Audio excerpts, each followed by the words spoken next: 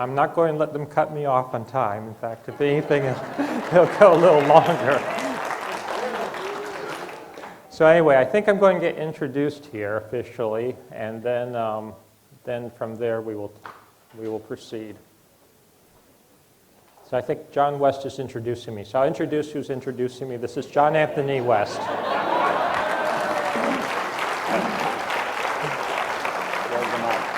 I don't know. I've got one on here. I'll give you one. Okay. So, the only trouble is, it's an introduction to Robert goes back, what, now close on to 20 years, and introducing him correctly will take most of his time up, so I don't know if we'll be able to manage this now. But anyway, little potted history that I developed the Sphinx theory on the basis of the one single observation by the genius with the unpronounced name, R.A. Schwaller-de-Lubitsch, and developed it, and there it sat for years, 10 years, written into the Serpent in the Sky. And letters to geologists brought back either nothing or abuse.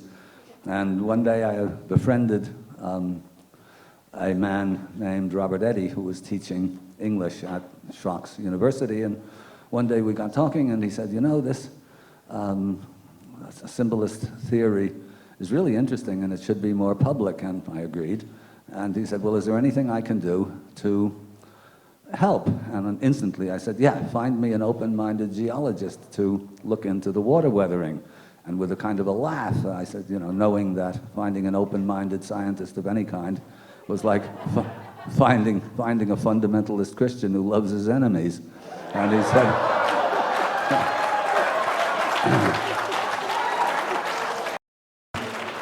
and Eddie said, wait a minute, I have a colleague of mine, he's young, but he's very highly credentialed, and he might be interested. So I said, okay, and I sent a raft of stuff off with him.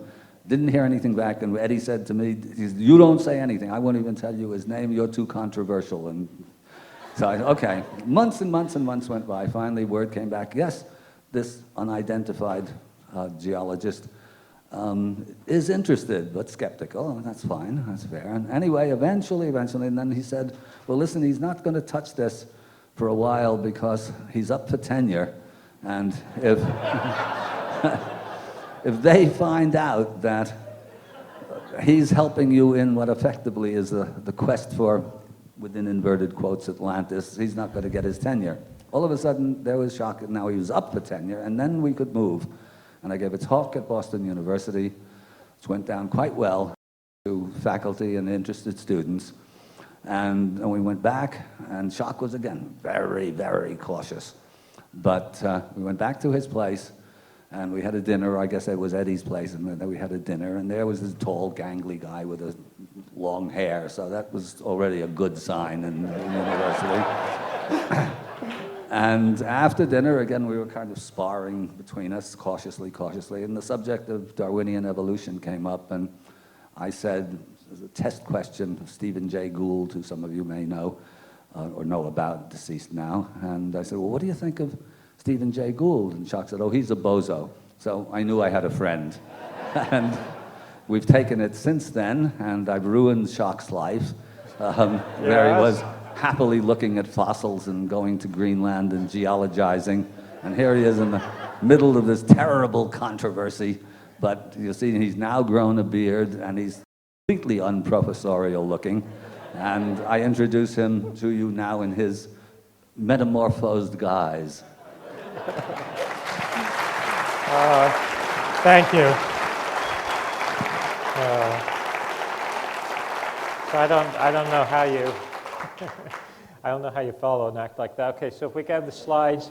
Okay, I just want to point out that, how do I want to say this? I tend to be more serious about things. So for instance, there were all these, and some of you may have thought it was jokes about the Four Horsemen and all that type of stuff. And I just want you to know that actually I take my position and job very seriously. So this is not a joke for me. Now, how I ended up with the white horse, I'm not sure, but okay. So, and that's actually outside. That's in Giza. So moving on.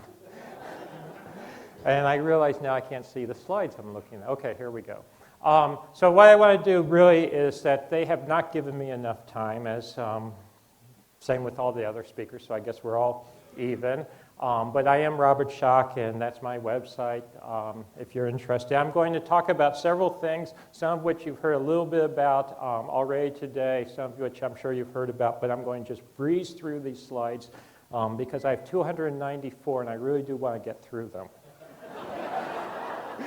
So we're going to talk about the Sphinx first, a little bit about the age of the Sphinx, and everyone knows where the Sphinx is on the Giza Plateau. This is just to give you a feel for what the Sphinx looks like. Sitting in front of the due east, as you've already heard, of the second pyramid. Just some views of it. And really the question comes down to, what is the age of the Sphinx? And you've all heard this, but I'm going to rehash it. There's the Sphinx and the Great Pyramid. And it really is traditional dates, 4th dynasty, circa 2500 BC, reign of Khafra. And really what I've been doing, and there are two other geologists. I want to point this out because sometimes there's misconceptions about this. Certain Egyptologists, for instance, will say, oh, no other geologists agree with Schoch. Well, in fact, the only two geologists that have actually spent any time looking at this specifically, David Coxhill and Colin Reeder, despite the fact that the three of us, and we're all independent of each other, may not agree on all the specifics. And in fact, Colin Reeder in particular is trying to push it into a dynastic framework. We all agree that the Sphinx is older than the traditional date, we all agree as to the basic erosional processes, etc. By my dating, and this is very conservative, very conservative, is at least 5000 BC. And what I mean by that is a minimum. It has to be at least 5000 BC. Could it be older? Yes, but I'm not going there at this moment. When I say this moment, in this talk at this moment. But it's certainly, one last thing, it's certainly been repaired, and the head's been recarved many times. So it is not the original head as far as I'm concerned. This was in one of the local papers. So I guess it's supposed to be me, but I don't know. And of course, the scrutable Sphinx. Why isn't this advancing? Come on, come on. Went too far. Whoa.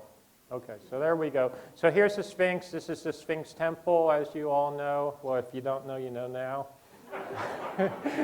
The Sphinx, and there's a lot of repairs on it. For instance, you can't even see the original paws. They're all covered up. The Sphinx sits in a Sphinx enclosure, and a lot of the geological work is actually not so much on the body of the Sphinx because it's been all mucked about over the course of both recently and over the course of millennia, including the 4th dynasty. There's 4th dynasty repairs on it, so how does that jive with it being originally carved in the 4th dynasty? I don't know. But what we've really been looking at, what I've really focused on is, in particular, the Sphinx enclosure, the weathering, the nature of the weathering here. And I'm not going to get into a lot of detailed geological analysis. If anyone wants to talk to me, we can talk about. But bottom line is this caused by water? This is basically precipitation, what we can call precipitation-induced weathering, rainfall, runoff, etc. There's us in our younger days, perhaps. There's he really should not be in that photograph, except it's a good scale.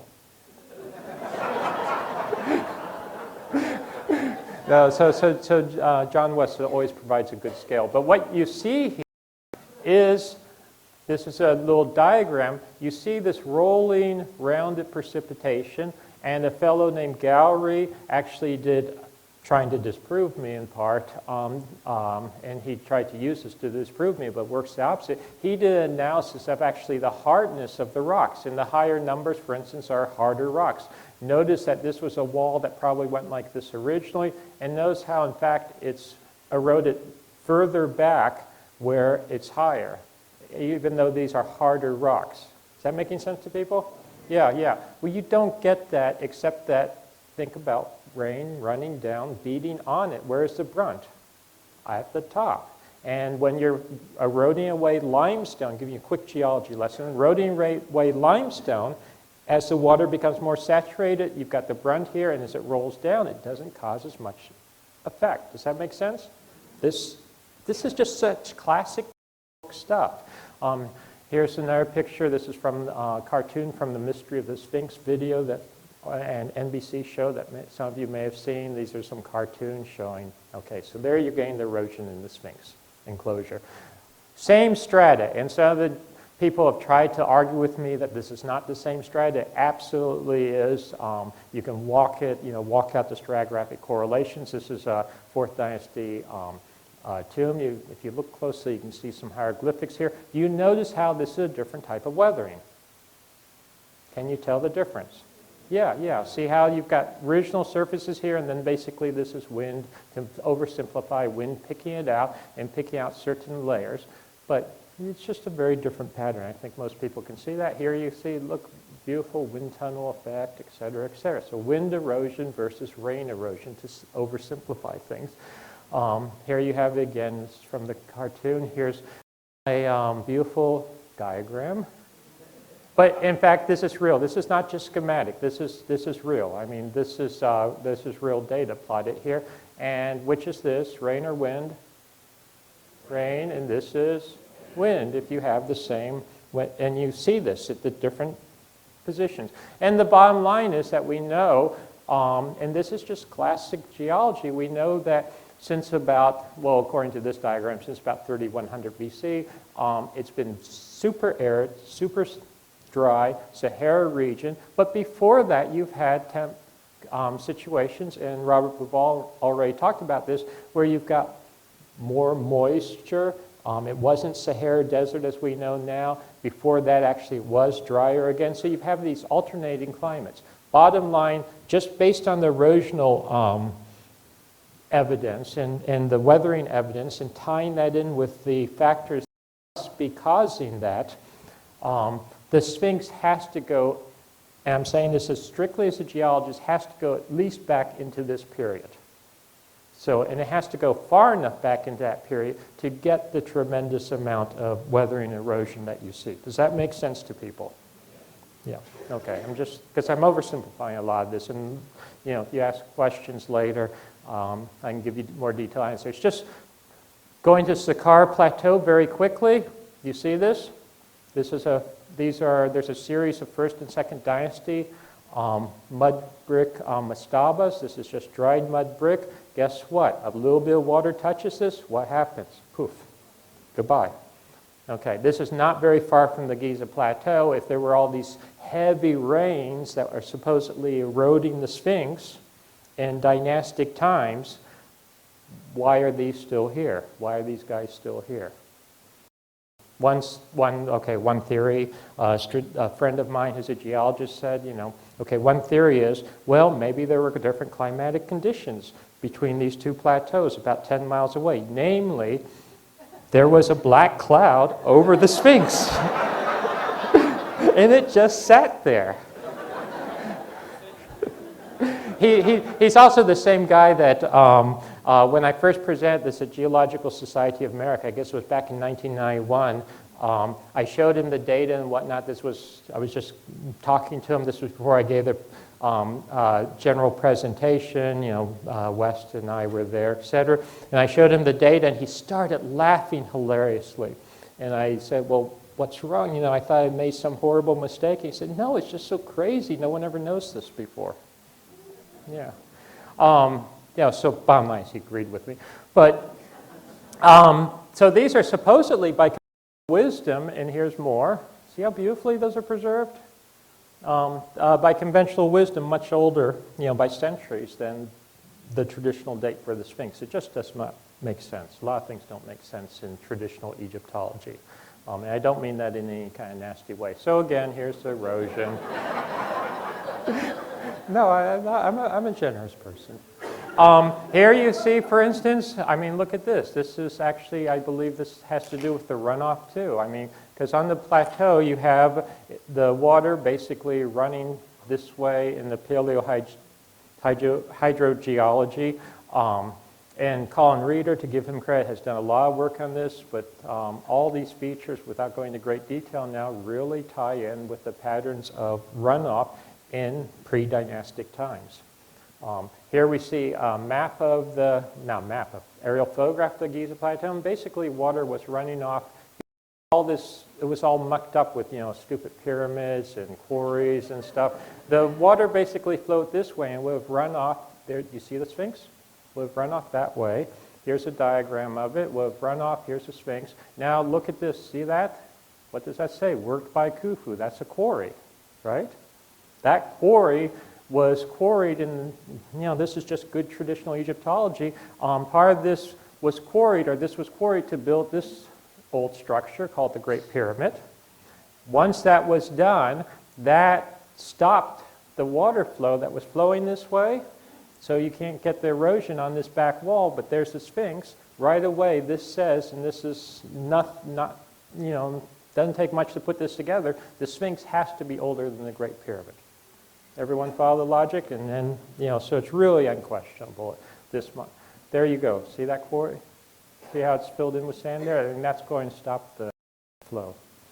And the back wall, one thing that I thought, even before we did further seismic studies, I thought that maybe this was cut out later, just looking at the erosional features, etc., that this is the rump of the Sphinx that actually sort of melded in to the back of the enclosure here.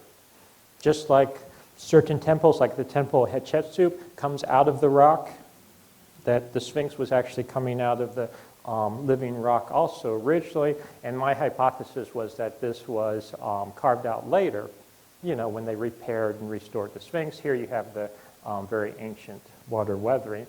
We did seismic around it with Thomas de Becke, a geophysicist. He's right there. There's West again for scale. And what you do is you basically pound things, we used a, a sledgehammer, and you have waves in, and they bounce around, and they come back out, and that gives you a lot of data as to what's happening in the subsurface. There's a Sphinx, and there's West actually trying to do something useful. And, you collect data, and again, to really run through this quickly, this is along the back, along the rump. This is showing changes in velocity. Translate that loosely into depth of subsurface weathering. And you have a much more subsurface weathering on three sides. Do you see that? Then along the rump, which confirms, what I was suggesting, that the rump was carved out later when Fourth Dynasty. This level, this weathering here is absolutely compatible with samples we took elsewhere where we knew that the subsurface, was uncovered in the Fourth Dynasty and what you would expect. You can extrapolate here, you can calculate a bit, and when I do that, I get at least 5,000 to 7,000 BC for the original core body, and that's using a linear extrapolation, which is probably not great, but if you use a nonlinear one, guess what? It gives you a bit earlier age, older even. So we don't want to be too radical too quickly, do we? So essentially, this was carved out later. That's the bottom line there. This is from the NBC Mystery of the Sphinx. It's really not correct. This was actually all about 8 feet here, and it's really 4 feet back here. Something else we did, I'm not going to dwell on this, but we did some refraction tomography, as it's called. Basically, this gives you a feeling for the substructure under the Sphinx, not just how deeply it's weathered. And there are some interesting anomalies here. For instance, there's a cavity there, which turns out probably, I would guess, Greco-Roman or late period. That's known. There seems to be, can you see where it says B there? There seems to be some kind of tunnel-type feature here. And maybe the most interesting one is this cavity or chamber under the left paw, which to this day, here's a cartoon of it. To my knowledge, no one's actually got it in there. Something else, we did some seismic lines. You see the lines there? These are lines that we did. And one thing we found, okay, this line right here, that's that line here. That's the surface, which is basically sand there, and look what we found underneath. There's basically a cliff face. And this is in front of the Sphinx and the Sphinx temple, and that cavity, my theory is that once that cliff face is uncovered, I wouldn't be surprised if there's some kind of entrance or passage that goes into that cavity under the left paw. So people ask me, well, how do you get into it? That's To put it in perspective, here's the Sphinx temple, the Valley Temple, and you clear away all this sand, which they're starting to do now, you're going to find a cliff under the sand. Okay, moving on. Oh, and this is a more recent picture since we did the seismic work, and sure enough, they are starting to do some excavation there, and I think they're starting to find, they're going to continue going down, find that cliff face. So we'll see. There's another picture. I don't know. That was maybe last year. Just a couple of side notes.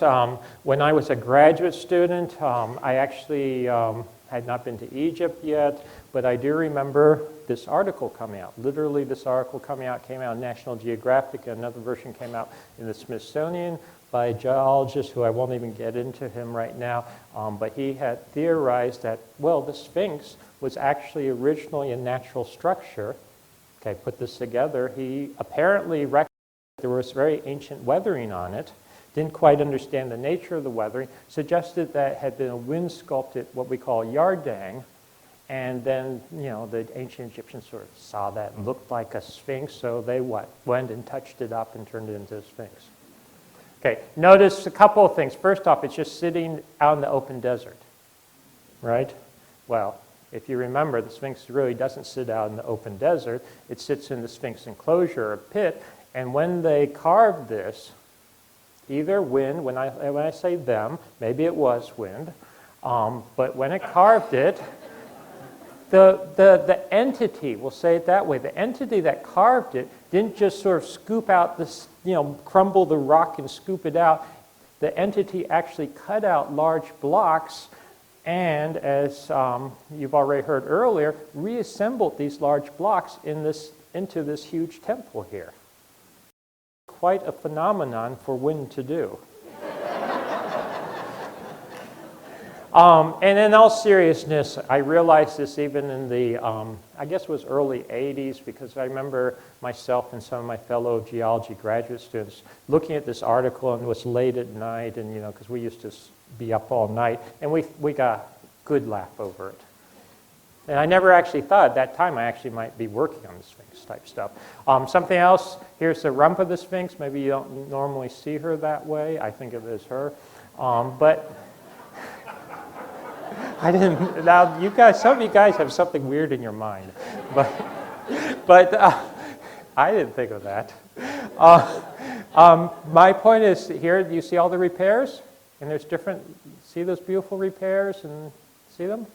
And you can see how there's different types of repairs and whatnot. And even Zahi Hawass has said that, the earliest repairs go back to the 4th dynasty.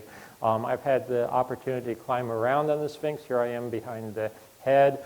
I'm absolutely convinced that the head is a later recarving. I think early dynastic recarving. And then it's been heavily repaired over and over. There you can see more repairs. And there's more repairs again. And basically, one of the questions is, when are these repairs, that type of thing. Here you have the Sphinx Temple and the Valley Temple. And my contention is that these have both been refurbished, repaired, also in dynastic times. And this is actually, scale again. This is actually what convinced me at first, not even the Sphinx weathering, but looking at these repairs, what we'll call repairs, on what sometimes is referred to the Valley Temple and the Sphinx Temple. And this is the, okay, in case you don't recognize the rock, this is limestone, this is granite. Can you see the difference? Yeah, okay.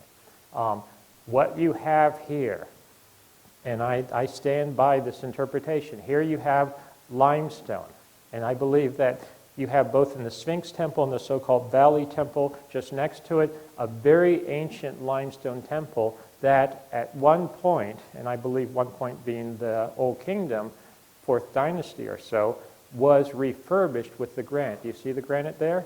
And I've looked at this over and over, and I think what they did is basically take the older structure, and they actually very carefully married this later granite to it, to sort of refurbish it, renew it.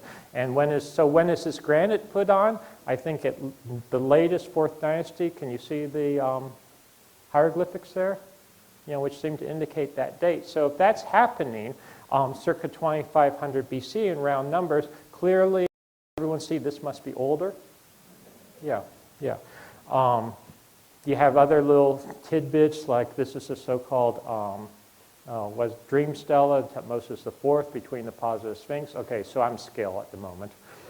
And this tells a story about, I won't go into all the details, but bottom line is that it confirms, among other evidence, that the Sphinx was buried in sand up to her neck or so many times in the past. At one point in the New Kingdom, circa maybe 1450 BC or so, she had to be dug out and rededicated, etc. Well, what do I care about this as a geologist? One thing is that this indicates something about the nature of the weathering and erosion, and also the protection of it, that she was filled up with sand like that. And so think of all this covered with sand helped protect these weathering features. So that, it's very important as a geologist. Again, here we see the temples in front. So, this is, in many ways, and this was already alluded to, in many ways I think that the Sphinx is interesting, but actually what's even more astounding is these temples that are contemporary with the Sphinx, having been built from these huge megalithic blocks so early on. There's the, again in the Valley Temple, this is the Grant recovering it. Okay, what I want to talk about here is that there's this beautiful statue of the pharaoh Khafra that was found in this pit here in the Valley Temple, and many traditional Egyptologists, there's the statue, now in the Cairo Museum, say that this and this are the same face. Do they look the same to you? I never thought they looked the same. In fact, I don't even think I don't want to be non-politically correct, but I don't even think they're the same ethnicity, the same if you want to say race, that type of thing. There's Khafra, there's the Sphinx, just so you can compare them. This is from the video comparing the faces.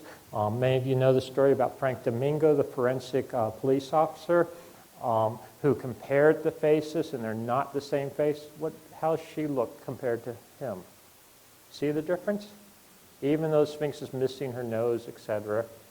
Yes, I think it's a she, but that's my opinion. And I think that, this is clearly more, if you want to call it African, whatever. It's a totally different thing. Bottom line is that this was evidence, supposed evidence used in the past to say that these two faces were the same, therefore it was the face of Khafra, therefore it must have been built by Khafra, which really didn't matter anyway to me because I don't even think this is the original head. Tie in with that, here's the body of the Sphinx, maybe put a standard Sphinx over her, based on a lot of other Sphinxes in Egypt. You notice that if you have the body one proportion, see how the head is too small? That makes sense to me because what I think happened is that the original head became very heavily eroded, weathered, etc. What do you do with the head? It's very hard to repair it in that sense, so it was just carved down, smaller. So it's not the original head anyway. So even if it was 4th Dynasty, Pharaoh Khafra, wouldn't prove anything to me. May have been a lion originally. Mystery of the Sphinx, we had that, and we had all kinds of fights, I guess, if you want to call it. I'm not going to go into all this, but American Association for the Advancement of Science, we had a meeting there, which was quite fun.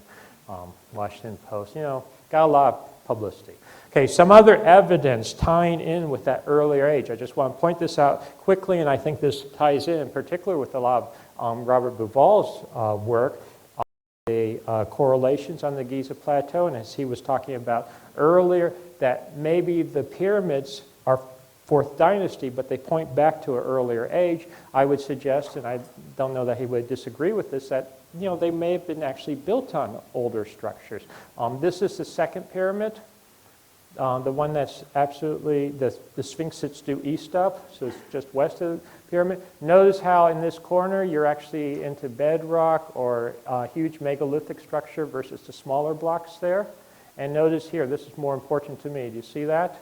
This is limestone, that's granite. You may have another picture. It's ringed with granite on the bottom. And I believe what's happening here is that in the 4th Dynasty, they were refurbishing or marking this as an older structure that they were building on. They were refurbishing, just like they were using the granite to refurbish the temples in front of the Sphinx. So I think they're telling us right here that this older structure that they're building on or doing something with. Likewise, this so-called mortuary temple in front of the second pyramid. And if you look at it, it's hard to see here maybe, but it's made out of the same style, these huge megalithic blocks, which is very different in my opinion and certain other people's opinions, including John West, if I can speak for him, than the typical 4th dynasty structure. And I think this is going back to that earlier period. Likewise, we have on the plateau what's sometimes known as the tomb of Kentkaus, and we're coming up closer to it. And what you see here, apparently, again, is an older structure in it, and I think it was refurbished and blocks were married to it. And likewise here, I think this, in fact, is part of perhaps an older structure that was carved and weathered. Maybe not as old as the Sphinx, but older than the classic 4th dynasty on the plateau. Go to Saqqara Plateau, there's a step pyramid, Dozier, and I was talking to someone earlier about this. You have these shafts, these huge shafts. They're usually called tomb shafts, and they go very deep down, and notice how a lot of them, which go back to Old Kingdom times, it's believed. See how nice and smooth it is, relatively smooth? But then you have a few, notice here, very different weathering, very different. Some of these may go back very, very far in time. There, do you see it again? Does that look similar to what you have in the Sphinx? So I think we have other evidence of things happening here. This is the Red Pyramid at Dashur, and in the Red Pyramid, there's this very strange room here. Okay, what I want you to see here, do you see there's a difference with the rocks here and up here? This sort of looks jumbled, and one theory is that was plundered in ancient times. Here it is again. I don't think it was plundered at all. I think what you've got is a very clear discrepancy. Essentially, bottom line, a much older structure here, which was then built upon. And I think the whole pyramid was built over, covering essentially what we could call or hypothesize as a much older ancient structure, maybe going back to what I'll call Sphinx times. Do you see the clear demarcation there? I mean, that's pretty obvious, isn't it? And there's West for scale. And here we are in that. So I think here again, we're going back to that much, much earlier period. This is looking straight up. It was hard to get a picture that would hold everything, but if we look up, this is what we see. Look how different it is. So 2 different time periods here. We go to Abydos.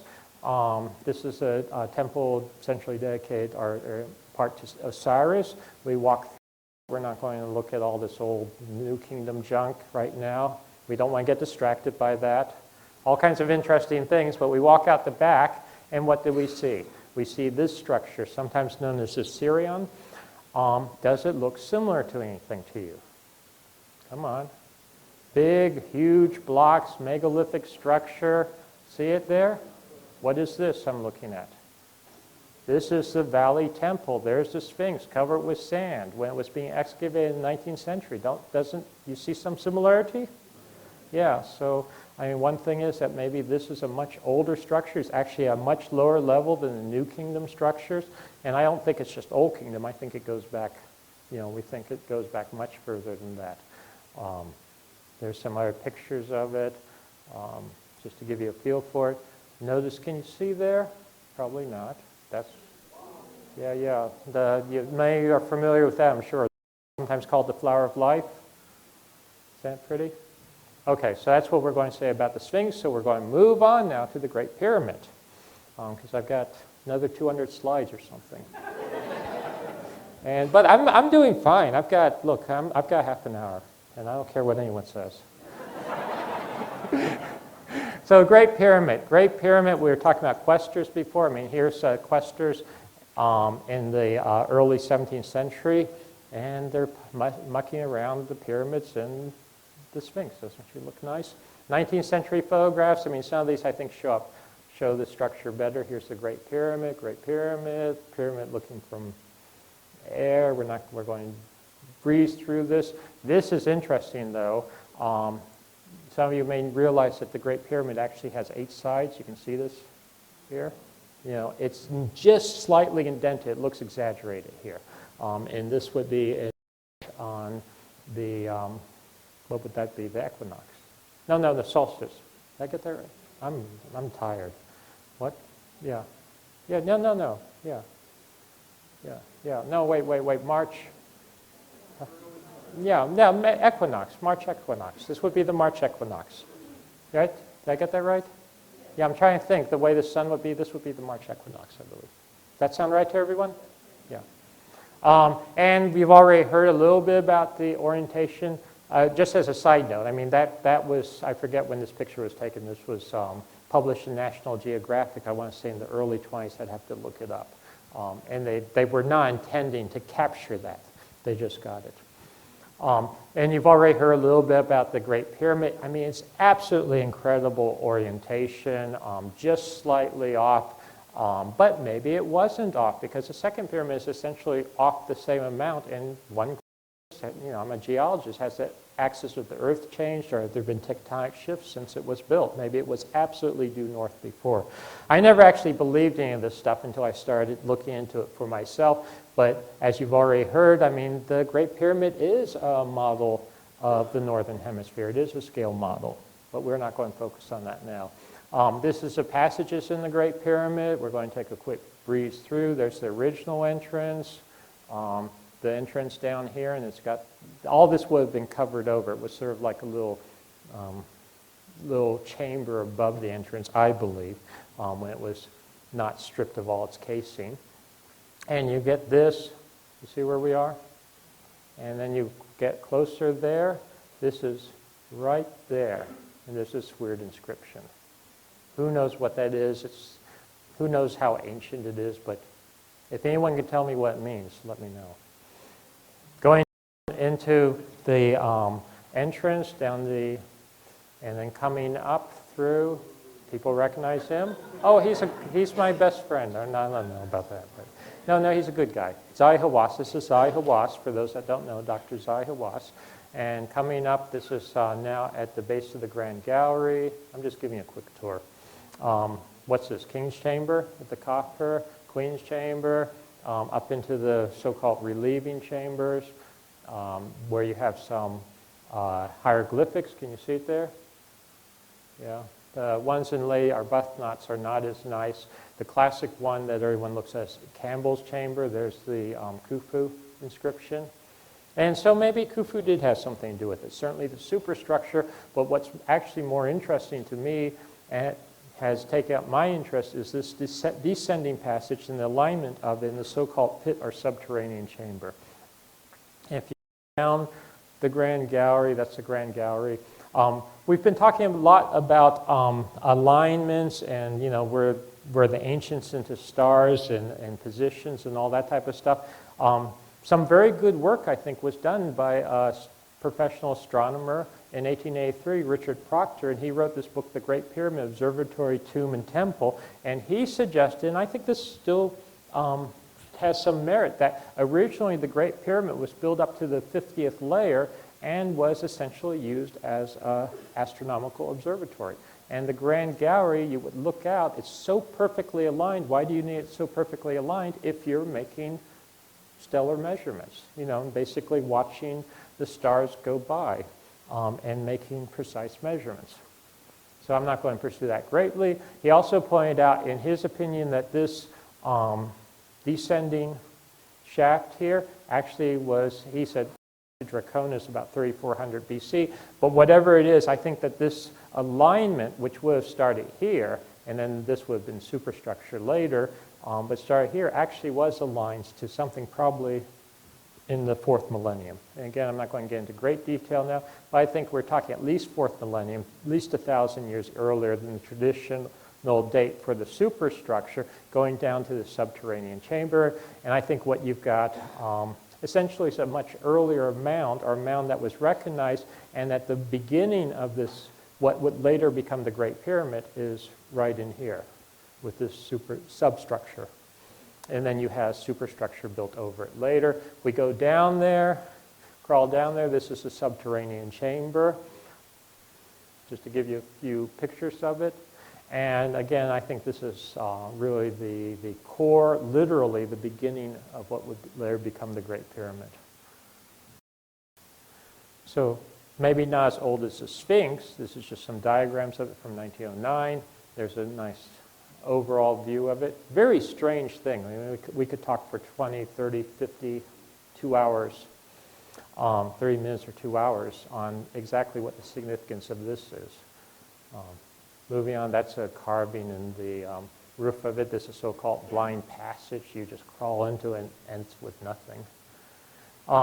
So just want to point out one thing because I thought a few people might be interested in this. I'm interested in Roger Nelson, a fellow who used to be associated with the Princeton Engineering Anomalies Research at Princeton. Has anyone know about them? Yeah, they study, quote, paranormal things.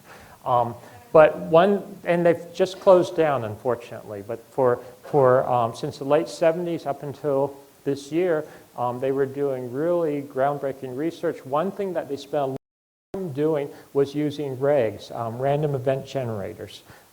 And these random event generators generate strings of random numbers. They would turn into plus and minus, so it should be 50-50, right? That's random. When you're talking millions and billions of bits, I mean, they do huge numbers. And what they found is that these could go non-random, apparently due to, people don't like to admit this, but consciousness or some kind of, picking up something. And he took a field reg, as they called it, to Egypt at one point, and he went to different temples. So for instance, this temple is Colombo, and when he went into that in the Holy of Holies or the inner sanctum, what you're seeing here, this is parabola, well, yeah, basically this would be within the limits of what you might expect for randomness. To oversimplify it here, do you see how it goes non-random?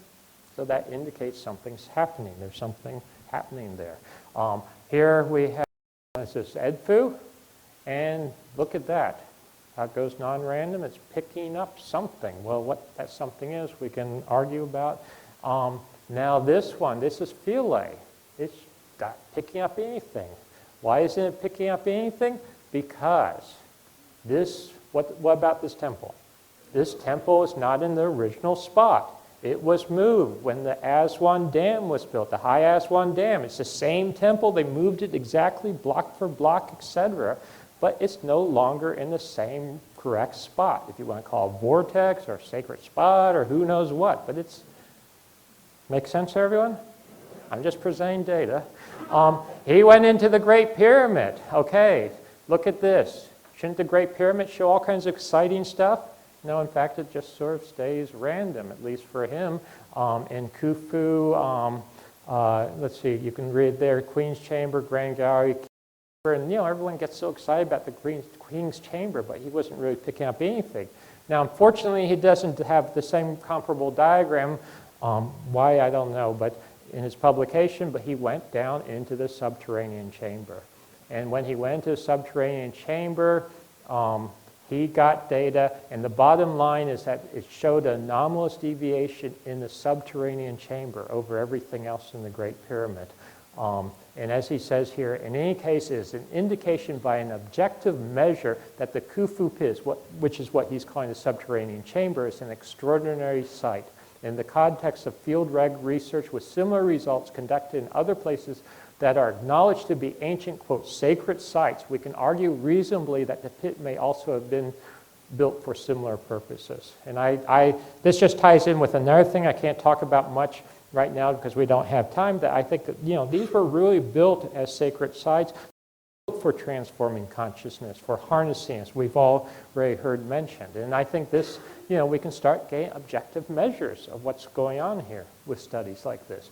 So moving on, here's the Great Pyramid again, Proctor's diagram, and I want to point out that, tied in with the stars and stellar alignments, and clearly, as we've already talked about earlier in this conference, they were aware of precession. And I think not just aware of precession, but things were happening I'll focus on Egypt in particular, with the different precessional ages, and particularly the changes in precessional ages. So I just throw out a few tidbits, Age of Gemini, 2 kingdoms, and the unification.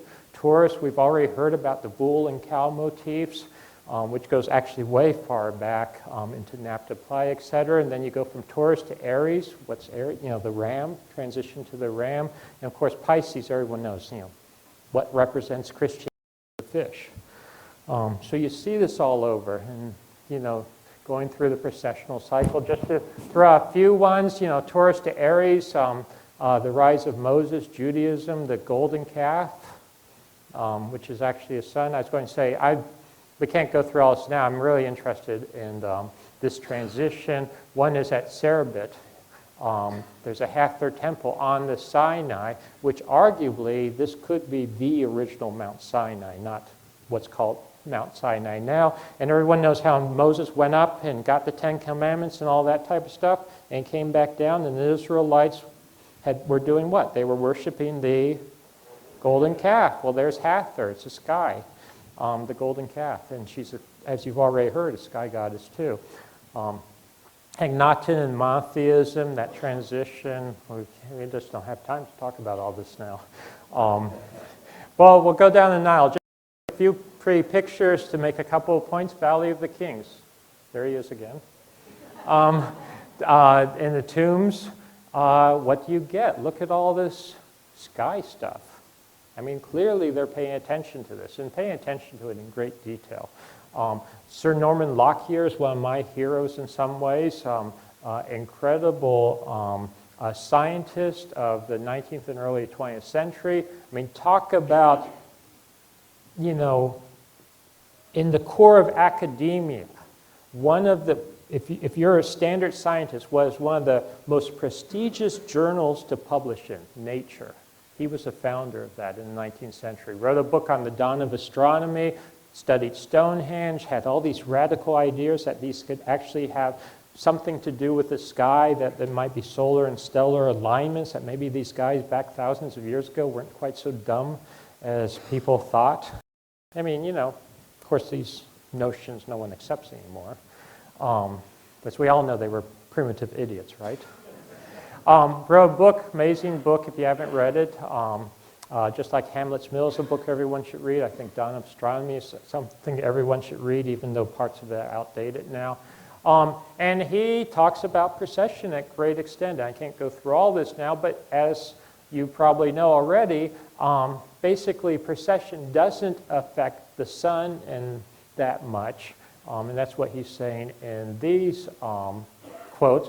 But it does affect the stars and alignment of stars, stellar alignments, not just what constellation, of course, is behind the sun when it's rising at any particular time, but if you're looking at stellar alignments in temples and whatnot. So he started putting this into effect. Oh, this is just my side comment. One thing that I think is very interesting, I'd like to be able to pursue more at some point, is not just taking models of the stellar positions and running that backward and then aligning temples with it, but in some cases doing the reverse and taking a temple, how was it aligned? If we can get a good independent fix on that, then that starts giving us a picture of what was in the sky objectively at that time. Does that make sense to people? Versus running just a Newtonian clock-like universe backwards. Anyway, that's just a side comment. Just showing you some pictures. I mean, you got stars all over the place here. This I find very interesting. She's sort of like for measure and history and whatnot. Some, as I understand, some Egyptologists interpret that as a flower. I mean, another interpretation would be a star, which I think would tie more in with the motif and what she stands for. This is from Lockyer, just showing how you have alignments. Can't you see that even? He also thought that, a lot of this is going way, way back, maybe tying with some of the other things we've been talking about. He thought, for instance, that horse and the crocodiles, see horse standing on the crocodiles, that really what this represents is the rising sun. This is his interpretation, Norman Lockyer's, destroys the circumpolar stars, which was essentially the modern Draco. For the Egyptians, what the Egyptians recognized. And this was circumpolar, thousands and thousands of years earlier. So this may be alluding back to that very earlier period. In fact, what we could call the Sphinx period. So all this seems to be tying together. Looking at Karnak, what is that? There you've got the transition to the age of Aries, tying with precessional cycles. Just flowing through Karnak. We're just taking a quick walk through. well, you know, got to move on here. And what you get is this is an outline of Karnak. You know, the plan of the Karnak. What, you know, the most magnificent, one of the most magnificent temple complexes, religious complexes in the world.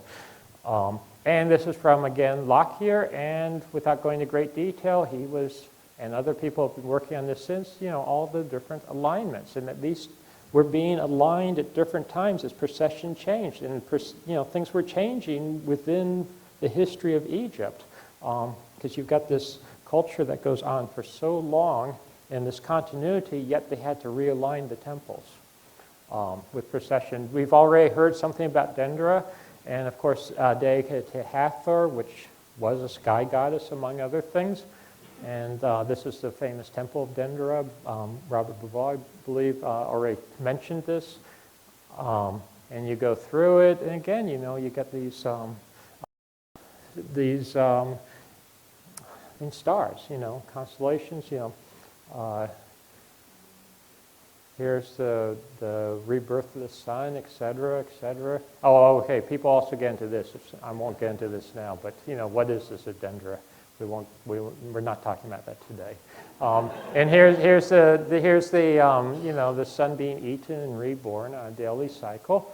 And this is Lockyer again. I mean, again, he was analyzing. People since then have analyzed the various alignments at Dendera and others. Naphtoplia, you've heard about Naphtoplia already, so I don't need to talk a lot about this, but Thomas Brophy's work at Naphtoplia, and I recommend highly this book.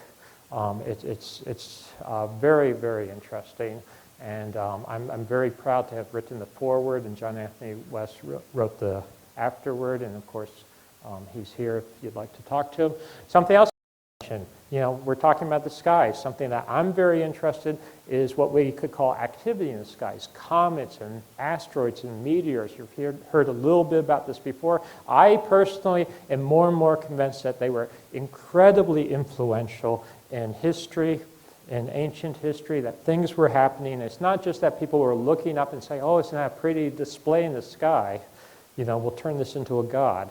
But it was having real effects. In the news very recently, how many people saw this? That this little meteorite, when I say little, I'm talking from a cosmic perspective, hit in near a Peruvian village, and you know, people were getting sick and whatnot. This is off the internet. The crater that was formed, there's people for scale. And this is just a little you know, pea shot or whatever. But you know, these things happen. And then you already heard about this one. This evidence for a comet exploding essentially over eastern Canada 12,900 years ago and maybe wiping out, you know, it's been suggested in North America, right, wiping out the so-called Clovis people. I just want to mention that, you know, not to plug anything here, but in Voyages of the Pyramid Builders, which was published in 2003, I talk about how I think that one of the driving forces that actually caused both civilization, you know, rise and fall of civilization, but also the triggering factor, if you would, for changes in climate, end of the ice age, beginnings and ends of glacial periods, were comets. Whether they were actually hitting or exploding in the upper atmosphere or causing climatic changes. And I think it's very nice that we are starting to get some very hard evidence at the end of the last ice age showing. I've been interested in these types of things for a long time. Part of it stems from the Houghton astroblem, another way of saying crater. You see it there? It's just in Devon Island, and I spent some time, this is my younger youth, maybe 20 years ago now, but we spent time camping out. This is above the Arctic Circle, mucking about. This is the inside of a crater. That's the rim of the crater. And I was there particularly to collect fossils. Tunguska, 1908, everyone's heard of that? In Siberia, something happened. If this had happened over New York or Boston or, you know, it would have had much more effect versus being in Siberia. But, you know, flattened a huge area, size of Rhode Island or larger. You may have remembered this. This is not on Earth. This happened, fortunately, not to our planet, but Jupiter. But Shoemaker-Levy, people remember that? Yeah, this bolide that went into and fragmented. Okay, if that had happened to Earth, would we be talking about this right now? Maybe not. There's some pictures, NASA pictures of it going in. And I think all these things were happening, and it had an incredible effect both on climatic changes, on ancient civilizations, and frightening displays, but in some cases actually hitting. And you can document this.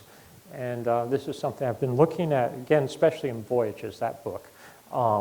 And for instance, this serpent, the feathered serpent, I think one interpretation of that is it's a comet. And you see this both in Mesoamerican mythology, potentially Egyptian mythology. Many cultures have the concept of the serpent, and it may be coming from really cometary displays, and even comets hitting. The Ankh. Everyone knows the Ankh, the Egyptian Ankh?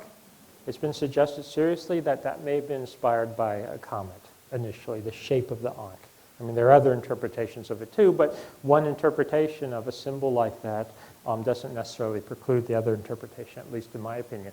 You can document a whole series of, this is only going back to 4400 BC or so, of when we seem to have had cometary incidents on this planet. A very famous one, there's been a lot of talk about this recently, it's the 536 one. Basically, it was about 536 to 542. Sometimes attributed to a volcano. I think that's absolutely incorrect. I don't think it was a volcano. There were volcanic eruptions around that time. In some cases, volcanic eruptions would be induced by a comet hitting. And these are recorded. This is hard data. This is hard science. Recorded in ice rings, tree rings, ice cores, historical counts, and you can trace each of these back. And then it gets fuzzier because the data gets exponentially less as you go back in time. But we've got the pattern didn't end going back in time at 4400 BC. It goes back further.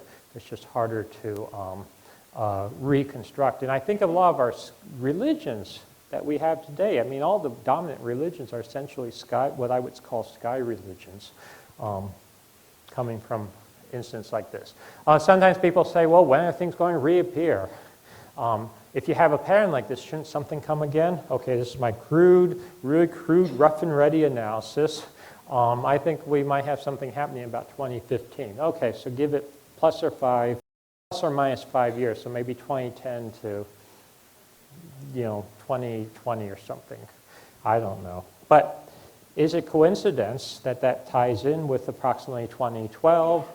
It's already, you've already heard the hypothesis that maybe, some of these, and it's true, some of this cometary debris is in orbit around the Earth, and maybe the ancients knew something about predicting when a major event might be coming back. Also in 2012, you may have heard that there's a prediction based on hard science, analysis of the sun, that the sun will be giving off incredible plasma bursts and whatnot about 2012, which could frankly just fry a lot of our electronic equipment, satellites, that type of thing. So, I mean, there's a lot of just pure, physical science reasons to worry about 2012.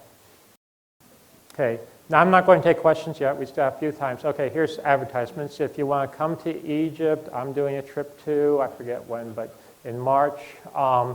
And some books. Okay, side note, this is on Pyramid Quest. This is about the Great Pyramid. This is coming out in late January, early February. It's an anthology on parapsychology. People know what parapsychology is? To be taken seriously. And I compiled this with a former student of mine. It's actually classic papers from the late 19th century right up until the present, and then our commentary, etc. So blue plug for that. Other books you can go buy, Voices of the Rocks. These are all in, well, this one's not out yet, but these others are in the little bookstore. This is you can get that in the bookstore, The Great Pyramid, and I'm going somewhere here. I wrote the introduction to this, so plug for that. The Mystery of the Sphinx. Have some of you seen that before? Yeah. Okay, this is the last slide I want to end on, and I hope I'm not stealing anything from John West, but he actually pointed this out to me in a phone conversation, and if he wants to, where is he? I don't know. He wants to elaborate on it, he can, but sometimes I get, I don't know, among my academic colleagues, I get criticized for getting to all this wild, crazy stuff. I want to point out, and John West pointed this out to me, and then I looked up the book in the BU library, and sure enough, there it is. This is a book by a guy named William F. Warren called Paradise Found, The Cradle of the Human Race at the North Pole. Does that sound good? Yeah, no, seriously. And he writes, I mean, it's really, actually, I started looking at it, it's very interesting. He thinks that Paradise or Eden or whatever you want to call it was at the North Pole. And I mean, this was not, you know, he has a lot of interesting, looks at mythology and geology and all this type of thing, puts it all. But what's my point here? I'm at Boston University. If you can read it there, he was, can you read it? President of Boston University. So I think I'm following a good tradition, looking at interesting things. Okay, so that's for one. Thank you.